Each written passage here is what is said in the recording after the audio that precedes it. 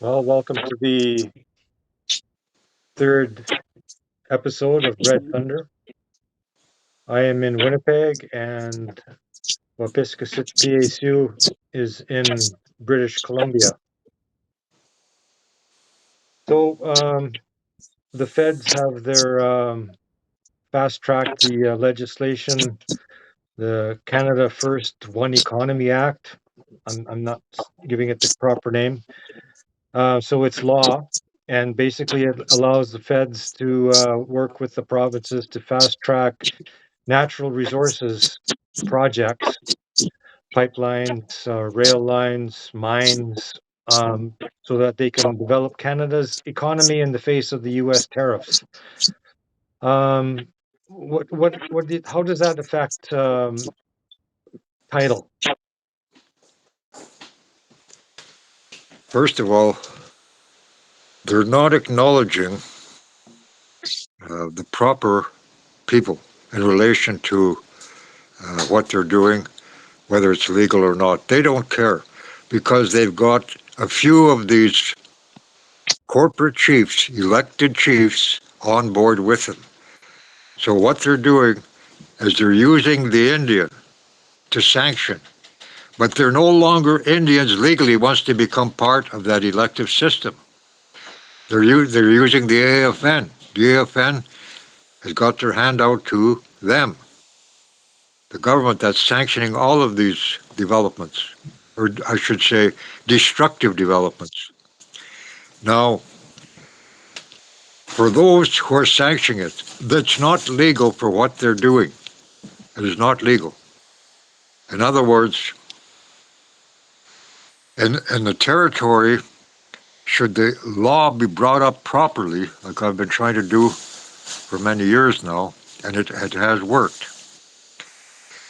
The tribe, once established, are not compelled to have to prove anything. I've already opened the door with the Crown of England by commanding Her Majesty to honor the command sent to her. And she did. The point of it is, these corporate chiefs don't have that kind of power. They're only members, like I said, reiterating what I said earlier in the last session, that they're nothing more than chief executive officers of a corporate charter belonging to the very government that is using them to sanction the destructive activities in all Indian territories that have not brought up the proper tribal government to stop. I'm sorry, I don't like the word government, the proper signatory tribe to stop them. I have. Now, even though a lot of the people that in the past have expatriated from, and I'm glad they have, from being tribal, it's because they don't see any money in it. But they do know that the law works to protect territories and all the things that a lot of I consider to be non-tribal people out there speaking about the reverence for the earth, the protection needed, all this mouth service, even by corporate chiefs. They use it. Now, to me, as far as I'm concerned, when I see that happen, it's like everything else. If you can make a dollar by becoming a preacher of the Native American ways, then that's what they're doing. It's just lip service. These corporate chiefs have been doing the same thing. Uh, I'm not attacking any individual. I'm attacking a system that is allowing for the earth and into the, especially the territories of people who want it protected, but who have been relying on the wrong source for protection. It is themselves. Now What is let's have the a look what is first. the wrong source? The wrong source that you're talking about? What is that wrong source? They're looking for the The wrong source. wrong source is acknowledging the destroyer. as the one who has the answer. The government has, there is no positive answer or any positive policy put in place for protection. That's why they're destroying it. Their Department of the Environment, if you recall, they had the portfolio was given to the minister who was supposed to be for the environment. He was the environment minister and also the minister of mines and resources. Now talk about a contradiction given to one man in that portfolio. You see what I mean? It's the same thing like on the steppes of our territory that, in the mountains that's protected, where the development came, they don't come into where we are. But the point of it is, they're using the Indians up there, giving them money to bring uh, forward what they call they made a business of it, where these other Indians that are opposing us are being paid by the corporation up there active in that territory for the resources. They're paying them to become environmentalists, and they drive around in these new trucks with an environmental sign on their doors. They have nothing to do with the environment. These are, I can't say our people, because once they have become like the enemy, they're no longer my people. They don't care about the earth. They don't care about the future of their children. They want it to be miners. They want it to be, I call them oil slicks and all that. See, for those that are working in those industries now, I recommend that they get out of it. Get out of it as soon as they can. Because there's going to be those who have experienced protest by going to jail for trying to become what they consider to be an Indian. Well, that's not being an Indian. That's just a protester, an action you're taking that's under their law. You see what I mean? So it comes back to law. The one who holds the biggest hammer is myself and people like me, who will stand up knowing who they are, because it's their responsibility to stand up and do so in a territory. Now, having said that, we can take it to this extent for those people who understand what I've explained so far in relation to the term treaty. What does it really mean? It means only peace, not the surrender of land and allowing a foreign government, now a corporate government, to dictate who comes in, takes a resource, and leave out those who are actually claiming to be the landlords of that territory, which they are not. Once you become out of that corporate world, you're no longer Indian. You can't be legally. You committed treason against your own people by becoming part of their government because they control you. Having said that, so those are the very ones that they acknowledge to clear the road for any kind of resource theft. I don't call it development, it's theft. Attach the word destructive development. If that makes sense, that's what it is. Now, having said all of that, right here where I'm sitting now, they're making plans for development, or I'm sorry, the extraction, as they call it, of gold from a mountain. Now, we were there just yesterday looking at that particular area. It's already been burned. All the way through there has been burned. Now, gold, from what I understand, wherever they find lithium, which they also want, they know they need for what they've announced for the future.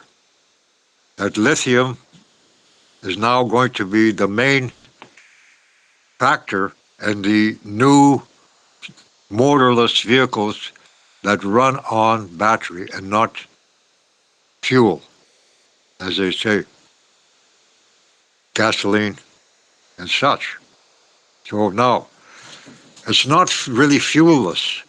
The cost The cost is this: it's costing the lives of our people. And if you have a look at where these fires are being set to extract and enter those areas, and a law being put in place where if it's now a protected area, you are not allowed in there.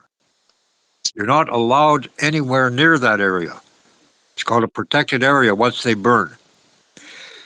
Now, should Indians use that treaty properly, use it properly, understand it, I'll be there should they in any way try to arrest you. Should I still be alive?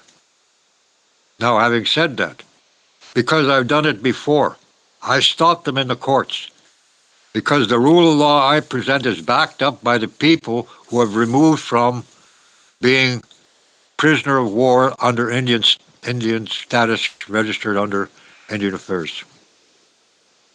Okay? It's not only those particular people. The treaty itself can only be based upon peace. And the Indian is the peacekeeper in this part of the world. But you must be an Indian, not a native, not an Aboriginal, not a First Nation, not a Métis. That's all terms created by them, as well as the beings pretty well influenced by them to do what it is that we're just talking about, to get at the resources.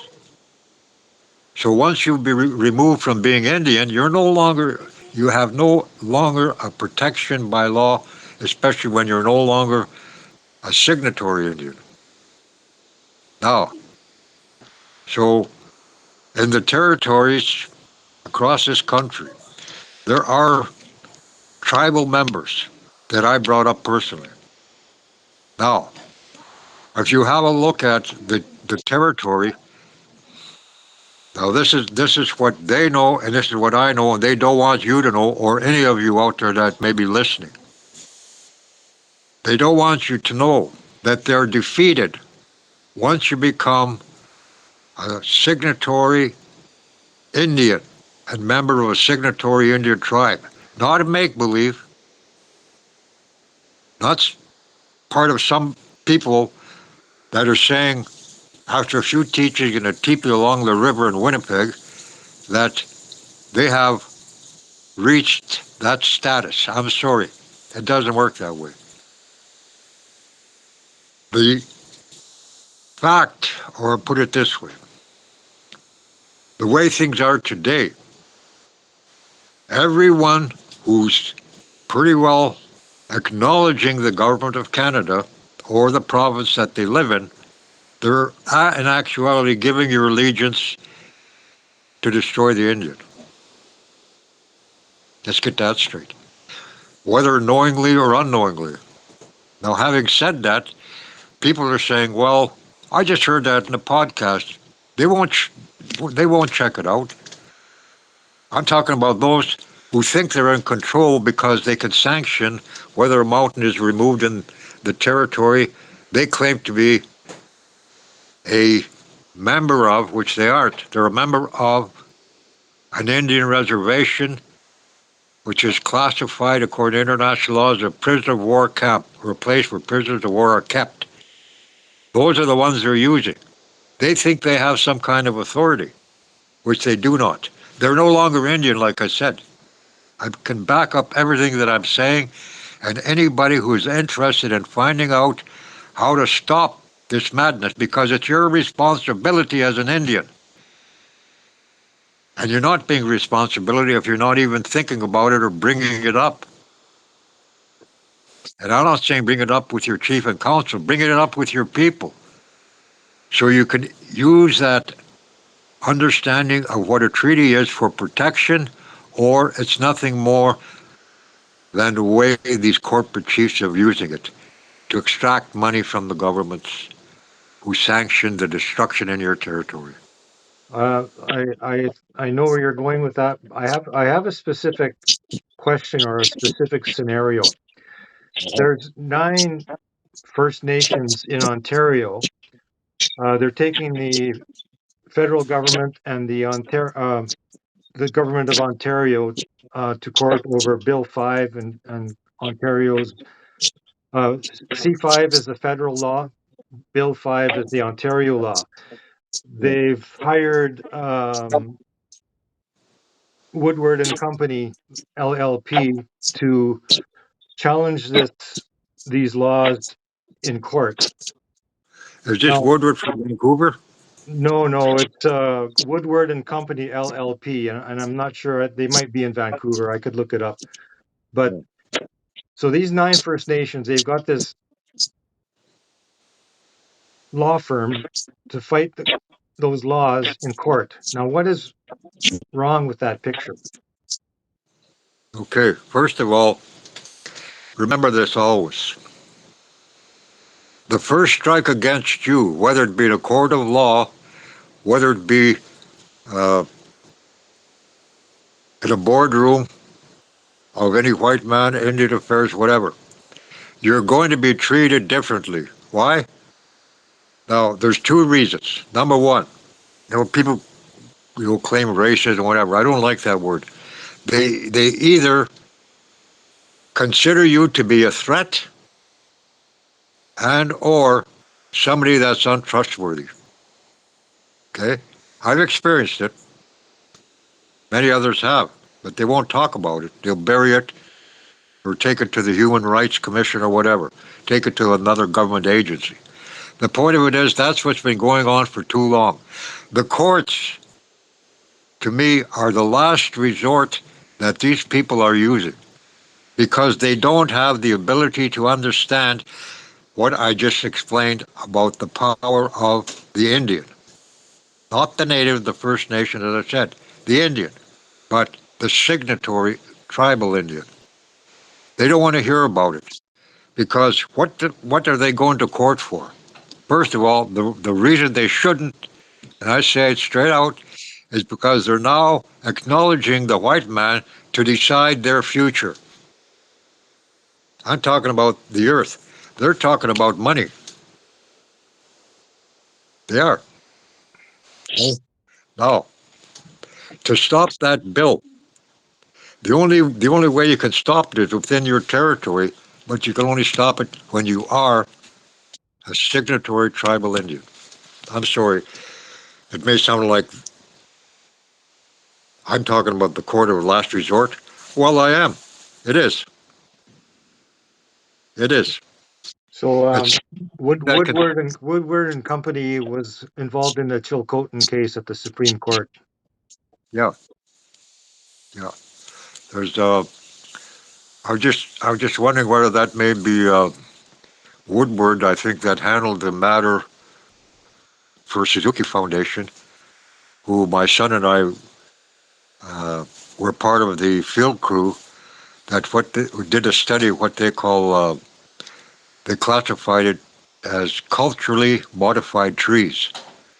In other words, we did the study along with an anthropologist friend, where the cedar tree, once we call it Indian logging, when they take a plank out of a cedar tree, they don't cut down the tree. They take the plank out of it.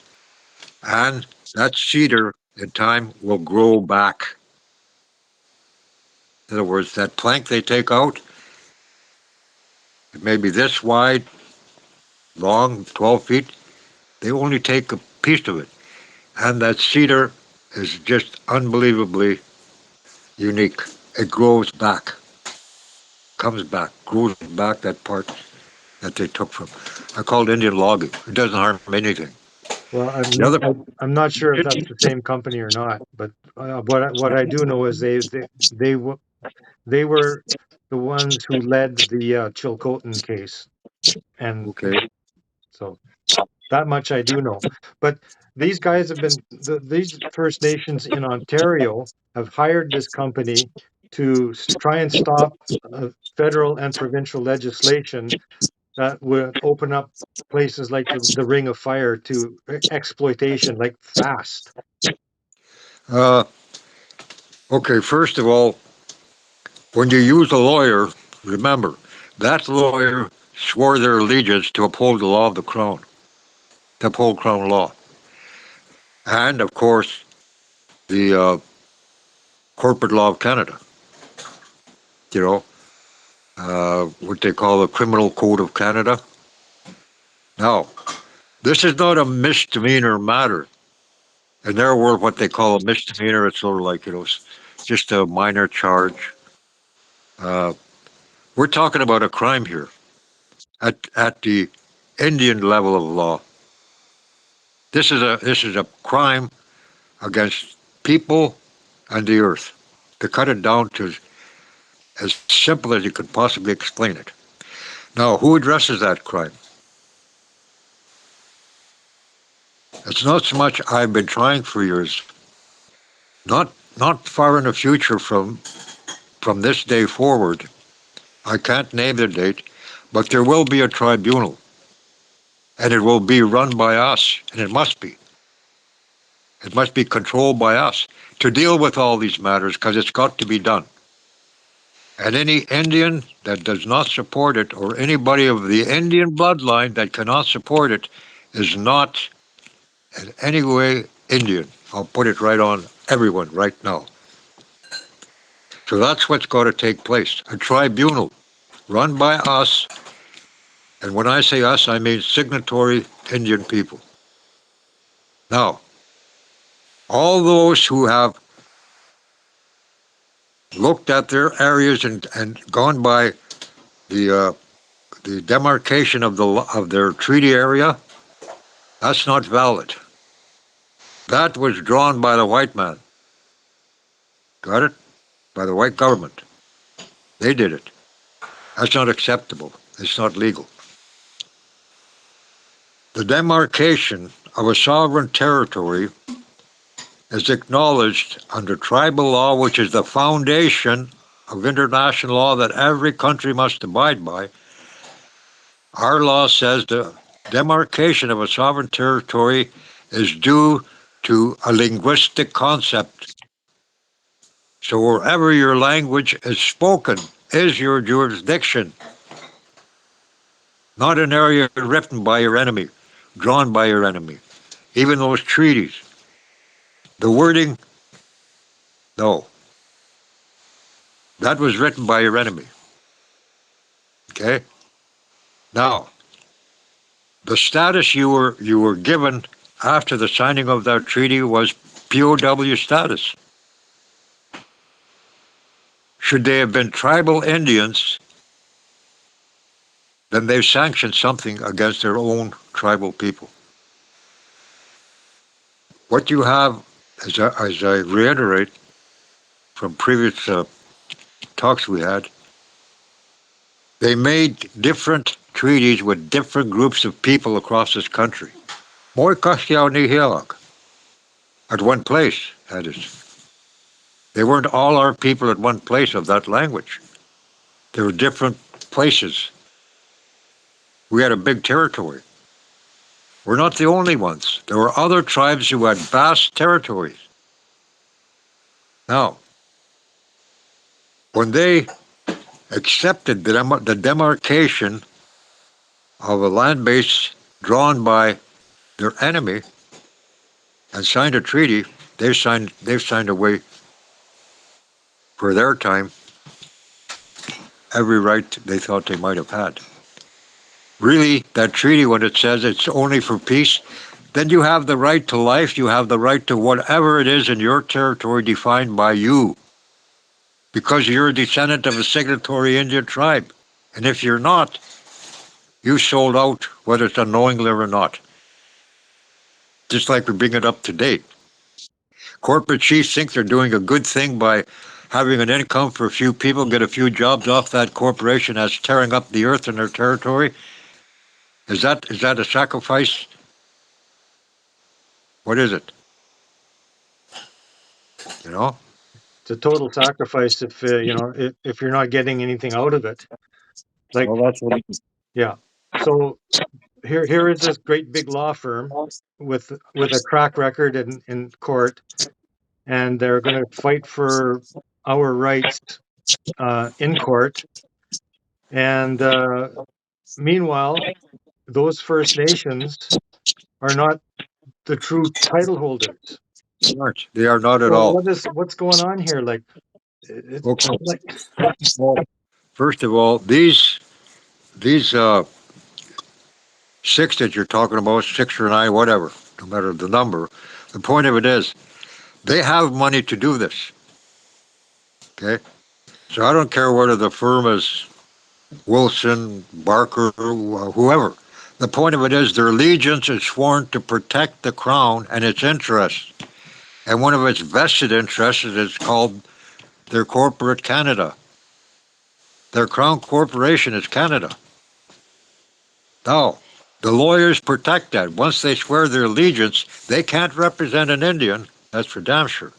So I go to court to represent our people, and I'm not allowed because I don't wear the uh, the robes of the which are prerequisite. Uh, Sometimes they try to block me by saying, "Well, he's not a member of the bar," which I always tell them no, and I have no desire to be or need to be. They're afraid of what I know. That's why they block me. Indians see it the other way. Oh, well, he can't do it. Well, the white man said no. Well, does that mean you stop living being an Indian? I don't think so.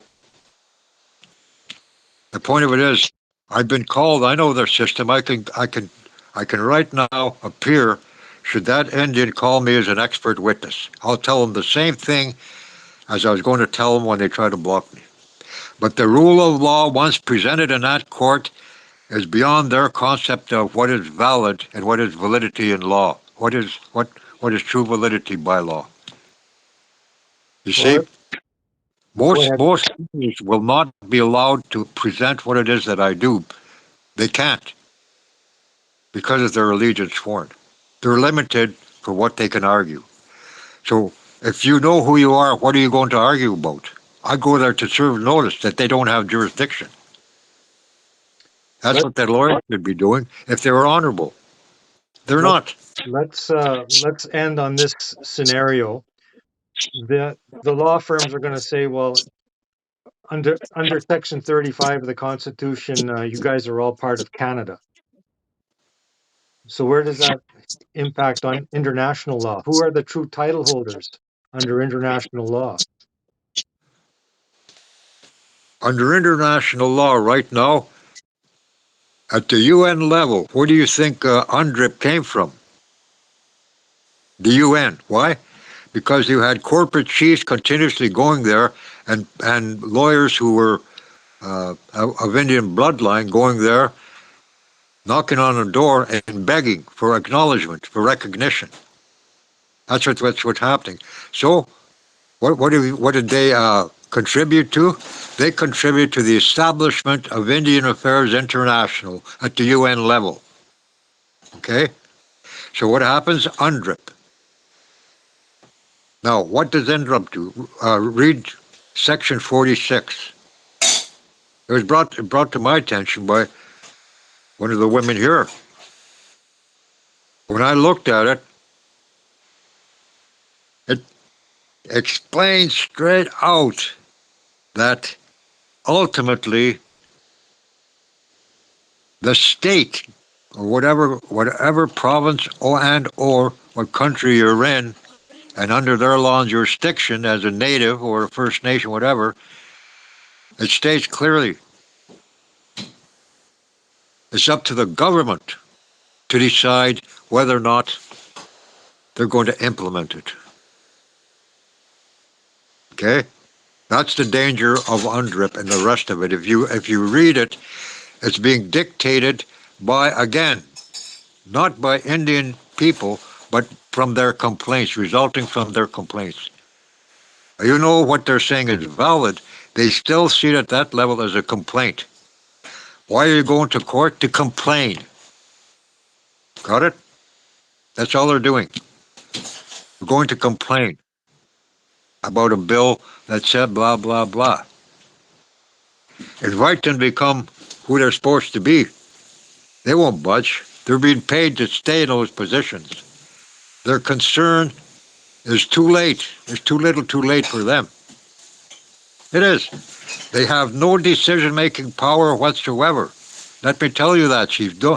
We know chiefies, chief executive officers of Indian reservations. You are not legal people. I'm not trying to hurt your feelings. I'm trying to straighten you out and help you. Just quit. If you stopped right now, you would shake up this government, and maybe signatories would now have a respect for you. But as it is, a lot of signatory people don't hate you. They want you to change because they know exactly the rule of law that defeats any government in this world. It's taken the first law. You're being dictated by a government that goes by second law. They can't be first law. They can never be. They're a corporation. Now, if you want to continue to be part of that, you're part of the destruction of our territories. Going into their court, you're still a part of the destruction because you're not the legal Indian that can stop it. You're going to court to give whatever you think is your authority over to that judge or jury or whoever, the white government agency, to decide your future. That's what you're doing. You're giving it away to them to decide. So then let's take my grandfathers on both my father's side and my mother's side signed Treaty 5. Yeah. And they were maybe they were Anglicans, but these treaties, is there any way that they can be used to restore us as true title holders? Well, put it this way. Whatever transpired within the realm of religion, all right, we know this is not our religion. We know that. We were forced, again, got it? A crime committed. We maybe look at a different perspective, somewhat, but not totally. I look at it this way. The crime has got to be addressed because they've committed a crime to victimize, I don't say Christianize, victimize people. I'm an example of the boarding school system. Now, I was taken away. Now, at the UN level, there's certain laws against such a thing. It's actually a crime under United Nations law. But it's not enforced because there is no authority or there is no proper authority established among Indians. Just corporate complainers, members of corporate government complaining. Even though their complaints are valid, and a lot of them are concerned, they're still part of that corporation. So nothing really gets addressed. The only way that we're going to be able to do it is becoming who we're supposed to be. The descendants of those who signed treaty, that treaty must be decided by the tribe or people within the tribe within your territory. There's no other authority that can do it. See, I can do it, but what would they refer to it as? I can do it with others. I show them, I'm sorry, I should say I can show them how to do it within a territory to have it addressed. But then again, those who signed that treaty or the descendants thereof, they might be offended and say, what gives you the authority? Well, it's not my total authority. It's the clans, members of a tribe, that have that authority. Not to condemn people for the mistake of the past, but to correct the mistake of the past. And then you go after your sovereignty. But you must correct that mistake of the past. If you were victimized by religion and you signed a treaty, that takes you out of it. It's invalid. When I think of it, none of them are really valid. Why? Because they would never have applied prisoner of war status if they were valid. They couldn't.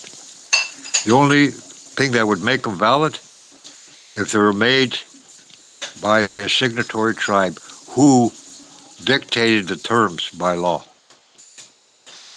Because remember, treaties can only be based upon peace. Now that's your to me that for those who really want to understand treaty Indians that want to use it properly, that's all it can be, peace. The other part of it, the Indian is the peacekeeper if he understands that treaty properly. The Indian is a peacekeeper on this part of the territory, not the RCMP or any other alien force that they should hire to criminalize us. So that's what's got to be done. I've done it, some might consider small scale. I consider it big scale because it works. It works. Uh, you you were in attendance at a couple of the places where I presented, and you know other people that were, where the judges had to back down. Why? Because they were superseded by the rule of law I present. And I even used that treaty, matter of fact, Treaty 3, to stop a judge twice. Donald And Fraser. Donald Fraser in the Provincial Court of Ontario. exactly. That was three different occasions. After a while, I have respect for him. Why? Because he honored the rule of law I presented as an Indian for Indians that is supposed to be protected by Treaty 3. He got it. He got it on like no other judge I know of. Immediately, uh, there was a young people from Treaty 3 that were one individual I know who was who was charged and faced Fraser, and Fraser told the prosecutor release her. Why? It's already been established, either their protection or somebody committed a crime, and it certainly is not the Indian. See what I mean? They're caught in a it's a catch-22 situation for them in relation to law that I have been given to present for our people. So in all of this, I consider our people the power that they have to deal with. Now, when I talk about a tribunal, for them to attend, that's entirely up to them. We can only invite. But the point of it is, it will be spelled out clearly that they have no defense because there's too much evidence. There's too much evidence for them to even be granted a defense. See, like you look at, for example, the Nuremberg trials of the Nazis. Okay, now there's international law where it's not spelled out; it's lived in their world. So the German people were defeated. Okay, the German people were defeated. The Nazis that were given time and were killed, they were minor players, but they did commit crimes. The point of it is, they were brought into a world court. Okay, a world criminal court. The Nuremberg trials was the establishment of the World Criminal Court, which today is at The Hague. No, they were convicted and they were sent to death. Now, all right, understandable. Were the people of Germany put on Indian reserves after they were defeated? We were never defeated. Why were we put on reserves when we're supposed to have a treaty of peace only? You see the crime involved? That's what's got to be addressed. I address it in the courts. I tell it straight out. Some of the judges don't want to hear it. But when they allow it, a lot of them I know they're probably scolded by the higher ups of their judiciary for allowing me to present what it is that I know. So, in all of this, the only saving grace that we have left is to become who you really are. Because these treaties, whether it's Treaty 5 or any of them, We are the only authority left as first law of the land to decide the validity of those domestic, I call them domestic treaties, because they are somewhat domestic. Well, Domesticated. They've been domesticated. on that note, we should pick this up again very soon. And I think we can call this an episode. Yes, you can. Okay. Good talk. Yes, until we talk again. Aha. People, do this. I do this for the love of the people, even though I'm a grouch. Thank you for your time.